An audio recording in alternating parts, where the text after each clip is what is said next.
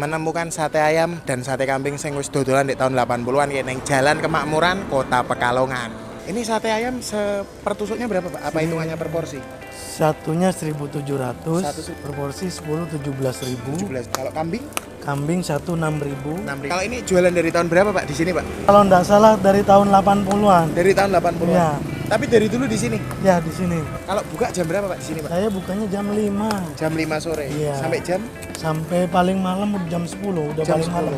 Lagi sate ayam teko ke, aku mesen 15 tusuk. Satuan iki harga 1.700. Iki secara ukuran sebenarnya ora terlalu gede-gede.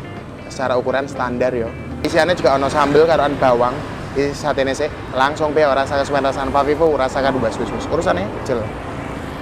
Enak iki, sambel kacangnya dominan manis. Per kacangnya iki kasar, jadi ono tekstur krek-krek kayak. Cocol sambel aja loh. Sambelnya cukup untuk menambah rasa pedes. Jajal nek di karo sambel kacangnya. Enak iki. Nek domong enak ya jarekku enak iki. Cuman memang pas, jarekku pas kabeh. Isian pertusuknya juga campur, ora mung daging tok. Nek sampean seneng sambel kacang sing dominan manis, iki cocok mesti. Lokasinya ini Jalan Kemakmuran. Jalan Kemakmuran ini di Stadion Hugeng sama ngetan ono perapatan. Udah gue ngetan terus. Iki sak dalan sate ayam ki mung siji tok iki.